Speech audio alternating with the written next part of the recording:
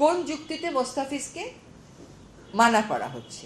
খেলাটা যদি খেলার জায়গায় আমরা রাখতে পারতাম খুবই ভালো হতো, কিন্তু আনফর্চুনেটলি খেলাটার মধ্যে রাজনীতি নিয়ে আসা হয়েছে। অন্যান্য সময় আমরা কি বলি, দুইটা দেশের মধ্যে যদি রাজনৈতিক টেনশন থাকেও, যে কোনো দুটা দেশ, আমি বাংলাদেশ ভারত, বাংলাদেশ নেপাল এরকম বলছি না, ভারত নেপাল, ভারত মালদ্বীপ এটা বলছি না, বলছি দুইটা দেশের মধ্যে যদি রাজনৈতিক টেনশন থাকেও বলে যে সাংস্কৃতিক এক্সচেঞ্জ, খেলাধুলা এগুলোর মাধ্যমে এটা কমিয়ে আনা যায়। এখানে দেখা গেল সম্পূর্ণ উল্টো কাজটা করা হয়েছে। বাংলাদেশের একটা খেলোয়াড়কে নিশ্চিত করার পরে তাকে রাজনৈতিক যুক্তিতে, যেটা আমরা পত্রপত্রিকায় দেখেছি, বলা হচ্ছে যে ওকে নেওয়া হবে না। তো এইরকম সিদ্ধান্তের প্রেক্ষিতে আমাদের দেশের জনগণেরও তো মনে একটা আঘাত লাগে, তাদের মধ্যেও একটা প্রতিক্রিয়া হয়। সেরকম জায়গায় আমাদেরকেও একটা অবস্থান নিতে হবে। আমরা সেই অবস্থানের আইনগত ভিত্তি এবং প্রক্রিয়া যাচাই বাছাই করছি এবং করার পরে আমরা একটা বিফিটিং পদক্ষেপ গ্রহণ করব। আমাকে সেটার বিরুদ্ধে একটা ব্যবস্থা নিতে হবে, সেটার ব্যাপারে একটা ব্যবস্থা নিতে হবে। আমার তো চুপ করে বসে থাকার উপায় নেই। কোন যুক্তিতে মোস্তাফিজকে মানা করা হচ্ছে?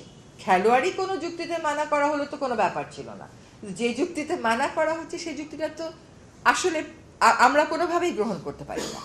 একটা হচ্ছে সম্প্রচার অধ্যাদেশ একটা করে দেওয়া যায় কিনা, এটা দেখছি।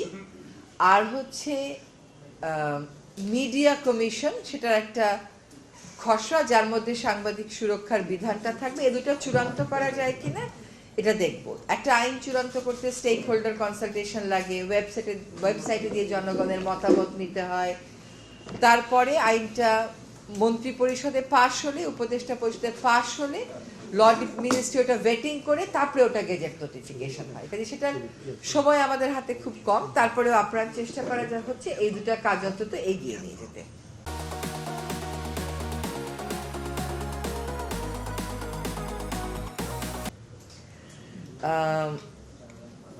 আপনারা যে দাবিগুলোর কথা বলেছেন এইগুলো একটাও অযৌক্তিক না, সবগুলোই যৌক্তিক এবং সবগুলোই করা হয়তো সম্ভব ছিল যদি আমার হাতে সময় থাকতো, কিন্তু আমার হাতে সময় নেই। তবে 5 নম্বর গেট দিয়ে আপনারা ঢুকতে পারবেন কিনা এই সিদ্ধান্ত আমরা দিব না। আমরা অনুরোধ করতে পারবো স্বরাষ্ট্র মন্ত্রণালয়কে, এবং প্রয়োজনে আপনাদেরকে নিয়ে গিয়েও আমি হয়তো অনুরোধটা করতে পারি।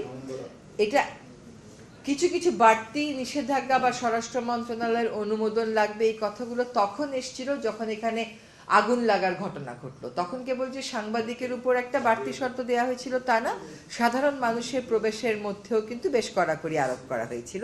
বাট আই আন্ডারস্ট্যান্ড যে ওইটা আর এখন ফলো করা হচ্ছে না। ফলো করা হচ্ছে না, তো ওইটা যদি ফলো করা না হয় এবং যৌক্তিকতা না থাকে, তাহলে ওইটা স্বরাষ্ট্র মন্ত্রণালয়ে তুলে দিবে কিনা আমার মনে হয় যে আপনাদের দুজনকে সাথে নিয়ে আমি হয়তো স্বরাষ্ট্র মন্ত্রণালয়ে একটা মিটিং করলাম, তাদের থেকে তাদের উত্তরটা আপনারা শুনে নিতে পারবেন।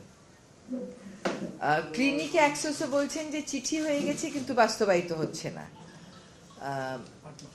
আমি ঠিক জানি না যে এই দিয়ে বলে দিয়েছে যে আপনারা এখানে পাবেন। অফিসিয়ালি লেখা আছে একেবারে যে অন্যান্য সরকারি কর্মকর্তা কর্মচারীর নেই সাংবাদিকও চিকিৎসা পান। আচ্ছা, এটা বাস্তবায়িত হচ্ছে না, কেন হচ্ছে না? স্বাস্থ্য অ্যাডভাইজারকে সচিবকে বরাবর যেটা লেখা আমি পৌঁছিয়েছি, যেটা উনি অবগত আছেন, বলছেন যে আলাদা বাজেট লাগতে পারে। আমি বললাম দেখেন আপনাদের অনেক সরকারি কর্মকর্তা এখানে চিকিৎসা নিচ্ছে না, আমাদের বড় 15 থেকে 20 জন সাংবাদিক চিকিৎসা নেবে, কত ওষুধ লাগবে, বাজেটের দিকে যদি জানি এটা হবেই না, এটুকু বলেছিলাম, তাইলে পছন্দ।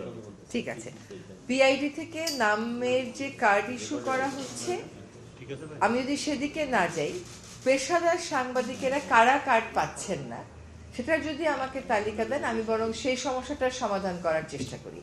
কারা কার্ড পাচ্ছে, তারা পাচ্ছে, তাদেরকে তো আমার আটকানোর প্রয়োজন নেই, কিন্তু কারা কার্ড পাচ্ছে না যদি সেরকম তালিকা থাকে সেটা দেন, সেটা আমি দেখার চেষ্টা করছি। আর ঘরের কথা বলছেন, এটাও গণপুর থেকে বলবো, এটা একটা আসলে আমার করার বিষয় না, বাট আমার পারসুয়েশনের হয়তো একটা জায়গা আছে, সেটা আমরা ফুলফিল করার চেষ্টা করব। আপনাদের কাছে আমারও তো একটা দাবি আছে, যেটা আমি না বললেও হয়তো আপনারা করবেন, কারণ এখন সময়টা তাই। সেটা হচ্ছে যে গণভোটের বিষয়টা একটু প্রচার করতে হবে। তো গণভোটে আসলে কি কি প্রস্তাবনা আছে, কেন মানুষকে এটাতে অংশগ্রহণ করতে হবে, গণভোটের ইমপ্লিকেশন কি, এইটা নিয়ে একটু ইতিবাচকভাবে যদি আপনারা প্রচারণা করেন, মানুষ কিন্তু এটা আপনাদের টকশোগুলো দেখে শোনে, সরকারের কাছে কিছু বার্তা রেডি আছে, সরকারের একটা ন্যারেটিভ আছে, আপনারা সেটা আমাদের কাছ থেকে একটু নিয়ে নেবেন এবং মানুষকে আসলে উদ্বুদ্ধ করতে হবে। মানে মানুষ খুবই চায় ভোট দিতে, কিন্তু তারপরে ভোট যাতে দিতে না পারে একটা ভয়ভীতি দেখানোর টেন্ডেন্সি আছে, এটাকে আমাদেরকে ওভারকাম করতে হবে। তো একসাথে as a nation will have to overcome ইট। হ্যাঁ, তো এটা আমার একমাত্র অনুরোধ থাকলো আপনাদের কাছে। আর হচ্ছে যে আইন দুটো আমি চেষ্টা করব আমার টিমকে নিয়ে যতটা সম্ভব ততটা এগিয়ে